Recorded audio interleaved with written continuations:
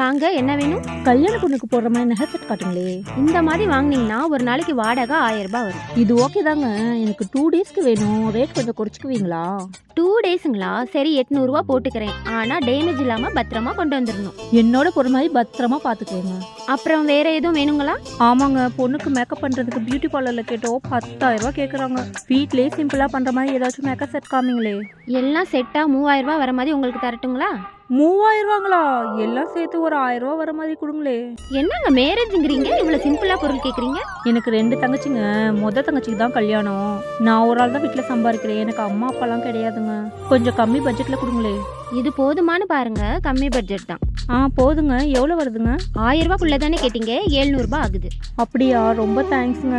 அப்படியே எனக்கு இன்னொரு ஹெல்ப் பண்றீங்களா? ஹெல்ப்பா? என்னங்க சொல்றீங்க? இல்லங்க, இந்த பேமெண்ட் மட்டும் மேரேஜ் முடிஞ்சோன்னு வந்து கொடுத்துருச்சுங்களா? என்னங்க சொல்றீங்க? நீங்க எப்பயாச்சும் ஒரு தடவை தான் கடைக்கு வருவீங்க, திடீர்னு கடன் கேக்குறீங்க.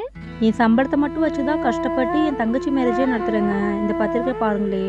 ஓ, நாளைக்கு தான் மேரேஜுங்களா? இந்த செட்டை திருப்பி தரும்போது மொய் காசு வச்சு உங்களுக்கு பேமெண்ட் பண்ணிடுறேங்க. கண்டிப்பா நீங்களும் மேரேஜ்க்கு வந்துருங்க. இவ்வளோ தூரம் சொன்னேன், என்னங்க யோசிக்கிறீங்க? நீங்க இந்த எல்லா பொருளும் வச்சுக்கோங்க, நீங்க எனக்கு எந்த பேமெண்ட்டும் கொடுக்க வேணாம். என்னங்க சொல்றீங்க? நீங்க ஒரு பொண்ணா இருந்து கஷ்டப்பட்டு தங்கச்சி மேரேஜ் நடத்துறீங்க. என் தங்கச்சி இருந்தா செய்ய மாட்டேனா? இது என் கிஃப்டா வச்சுக்கோங்க. ரொம்ப தேங்க்ஸ்ங்க. கண்டிப்பா மேரேஜ்க்கு வந்துருங்க. கண்டிப்பா வருவேன். மேரேஜுக்கு விருந்து போடுவீங்களே?